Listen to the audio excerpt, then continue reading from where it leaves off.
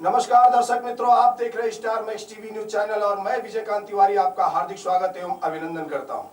आज हमारे चैनल पर यहां पर उपस्थित रीना झा एवं मीता दवे जी एवं राजेश्री पटेल जी यहां पर उपस्थित हैं और हम बात करेंगे आज बेटियों के विषय में कि बेटियों के ऊपर जो विपत्ति आ रही है, बेटियों के साथ जो दुराचार अनाचार हो रहा है, इस विषय में हम बात करेंगे कि ये लोग वो महिला कार्यकर्ताओं से जुड़ी है जहां पर बेटियों की सुरक्षा को लेकर के हमेशा ये लोग एक्टिव रहती है, हमेशा उनके लिए दौड़ती हैं, हमेशा उनके लिए सोचती हैं।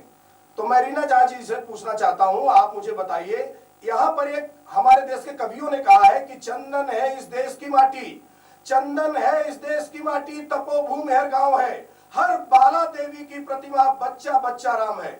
आज नवरात्रि चल रही है, इसके पहले भी न जाने कितनी नवरात्रियां बीती, लेकिन दुर्गा माने जाने वाली बेटियों की सुरक्षा आज तक नहीं हो पा रही है। महिला मंडल क्यों खामोश हो जाता है जब छोटी छोटी बच्चियों के साथ अनाचार, दुराचार और पापाचार होता है? रीना झा जी, सबसे पहले नमस्ते। स्टार मैक्स टीवी न्यूज के सभी सहयोगियों को नमस्ते। मैं आपसे ये कहना चाहती हूँ कि नवरात्रि का त्योहार है और दुर्गा जी का रूप है। इसमें बेटियों का सम्मान होता है, लेकिन सबसे ज्यादा ये हमें देखना है कि जो माएँ हैं वो अपने बेटों को सिखाए कि बच्चों को किस तरह से हमें रखना है, बेटियों के किस तरह से उन्हें सम्मान देना है। वो चीज अपने हर माँ अगर सीख लेंगे ना, तो बच्चे कोई भी लड़का गलत नहीं करेगा, लड़कियों के साथ गलत नहीं होगी। कभी आप देखते हैं कि छोटे छोटे 3 साल के बच्चियों के साथ गलत होता है, तो उसका कौन जिम्मेदार है? बच्चियां, लड़कियां नहीं जिम्मेदार होती है, लड़कों जिम्मेदार होते हैं। तो अगर माएँ अगर सब अच्छे शिक्षा देंगे तो बेटे जरूर अच्छे कर्म करेंगे। और शक्ति का ये प्रधान भारत जो देश है वो शक्ति प्रधान है। इसमें हमेशा शक्ति एक दूसरे को सहयोग करते हैं, जिसलिए आज भी ऐसा मानते हैं कि हाँ चलो तकलीफ है, लड़कियों के ऊपर बहुत ज्यादा है, फिर भी अगर सभी पुरुष मिलके अगर ये सहायता कर ले कि नहीं, हमें बहनों को एक अच्छे नजर से देखना है, तो कभी हमारे देश में इस तरह की गलतियां नहीं होगी। और थोड़ी प्रशासन में इतनी कड़क आनी चाहिए कि अगर एट ए टाइम उनको फांसी की सजा दे दिया तो हर पुरुष डर जाएंगे। सबसे पहले ये हमें देखना है। उसके बाद मैं ये बोलती हूँ कि महिलाओं को जागरूकता होनी चाहिए। अगर महिला जागरूकता हो जाती है तो पुरुष ऑटोमेटिक सभी अपने अपने जगह पे रहेंगे और वो भी सहायता करेंगे। देखिए, बेशक आपने सही कहा कि कड़क कानून अगर बनाया जाए तो देश में सुधार आ सकता है, लेकिन जब जब हमारे देश में कड़क कानून बना है तब तब उस कानून का दुरुपयोग भी किया गया है। जैसे कि दहेज प्रथा को लेकर के जब हमारे देश में एक व्यवस्थित रूप से कड़क कानून बनाया गया तो उस दहेज प्रथा का 80% से ज्यादा दुरुपयोग किया गया। आप कहती है कि 3 साल की बच्चियों के साथ जो गलत होता है तो उसमें बच्चियों का दोष नहीं होता। बेशक सही है आपका जवाब, लेकिन कुछ बेटियां ऐसी होती है जो कम कपड़ों में, जो कम ऐसे अलग अलग एंगल से और अलग अलग जगहों पर जो बेटियां खुद जाकर के घूमती हैं, फिरती हैं और वो गलत का शिकार बन जाती हैं, तब उसका जिम्मेदार कौन है? क्या लड़के के ही माता पिता जिम्मेदार हैं? मैं पूछूंगा आपसे श्री राजेश्री पटेल जी। राजेश्री पटेल जी, आप जवाब दीजिए इस बात का। क्या बेटियों को ही आप जिम्मेदार मानती है या बेटों को ही जवाबदार मानती है? राजेश्री पटेल जी। हाँ जी, मैं ये बोलना, नमस्ते जी, मैं ये बोलना चाहूंगी कि बेटियों को देखने के लिए उसकी माओं को भी पहले जिम्मेदारी उठानी चाहिए। बेटी कहाँ पे जाती है, रात को 12 बजे तक पार्टियां ये वो सब होता है, तो माँ की भी जवाबदारी बनती है कि वो अपनी बेटी को सही तरीके से देखे। इतना टाइम हो गया बेटी, तू कहाँ पे है, घर पे आ जा। ये भी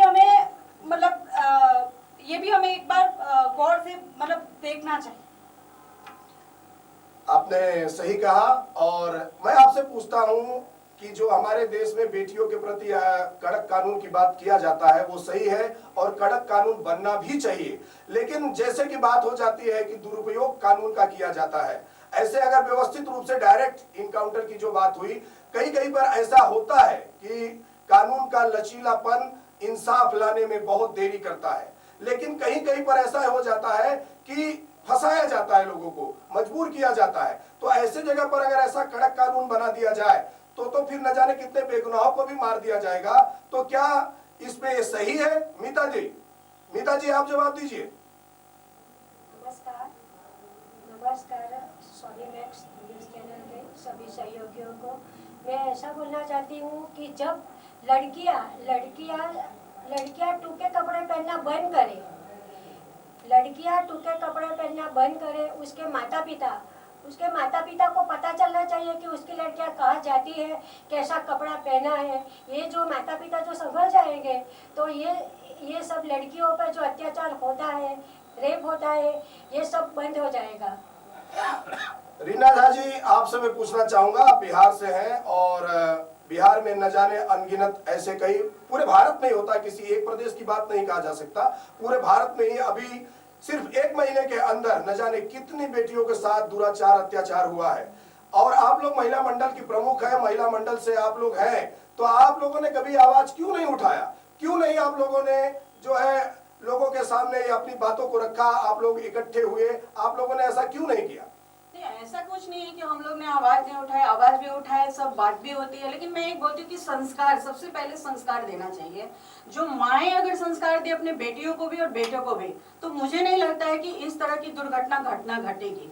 और हम तो बोलते हैं कि रक्षाबंधन में राखी बांधते हैं, भाइयों को, पुरुषों को राखी बांधा जाता है कि भाई मेरी रक्षा करें, तो उनको रक्षाबंधन का महत्व भी समझना चाहिए कि अपनी बहन बहन और गैरों की बहन बहन नहीं है, ऐसा नहीं होना चाहिए। सभी को अपनी बहन, अपनी माँ बेटी समझ के अगर चले, पुरुष में अगर ये एकता आ जाए कि नहीं ये भी हमारे पूजनीय हैं, तो कभी भी हमारे देश में ऐसी गलत नहीं होगा।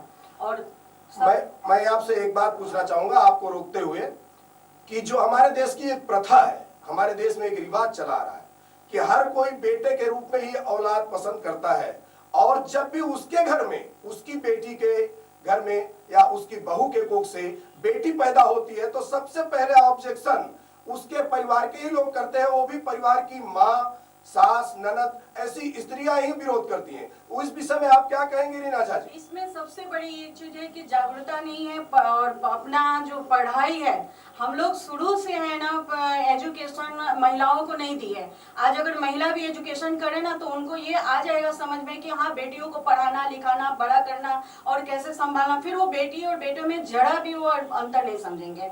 और यही चीज है कि पहले हमारे यहाँ हमारे देश में ऐसा होता था कि लड़कियों को पढ़ाया नहीं जाता था। आज ऐसा समय आ गया है कि लड़कियों को भी पढ़ाया जाता है, जागरूकता फैल गई है। और अब आप एक एक घर में देखेंगे कि जिस घर में लक्ष्मी पैदा होती है, उसे इतने मान सम्मान से, उसे आदर से बुलाते हैं कि मन को ऐसा लगता है कि नहीं, अब हमारा देश फख्र से भारत कहलाने योग्य है। और नवरात्रि में रीना झा जी, नवरात्रि में 9 दिन में जो पूजा अर्चनाएं होती हैं, और उसके बाद वे कन्या पूजन करके भोजन कराया जाता है, क्या केवल यहीं तक हमारा धार्मिक संस्कार है राजश्री पटेल जी? क्या यही हमारा धार्मिक संस्कार है? इसके आगे बेटियों के इज्जत और सम्मान के लिए खुद महिलाओं को खड़े होने का कोई वो नहीं है ना? महिलाओं को पहले, सब सारी महिलाओं को एक होना जरूरी है। अभी सूरत में भी न जाने कितने बलात्कार अभी हुए जो छोटी छोटी बच्चियों के साथ, तो आप लोग क्यों नहीं खड़ी हुए? क्यों लोग आप लोग नहीं आए? नहीं, ऐसा नहीं है कि हम, ऐसी हमारी कई संस्थाएं हैं महिलाओं की, जिसमें कोई ना कोई आते हैं, जहां जिसको जो पता चलता है वो हमेशा खड़े होते हैं। और हमेशा सबसे ज्यादा हम चाहते हैं कि यहाँ स्त्री, जो हमारा भारत देश है, यहाँ पे देवी देवताओं के भंडारे हैं। देवी देवता हर, मतलब बोलते हैं 56 कोटि को देवी देवता है, और इसमें शक्ति स्वरूपा, न शिव शक्ति के बिना है, न शिव के बिना शक्ति है।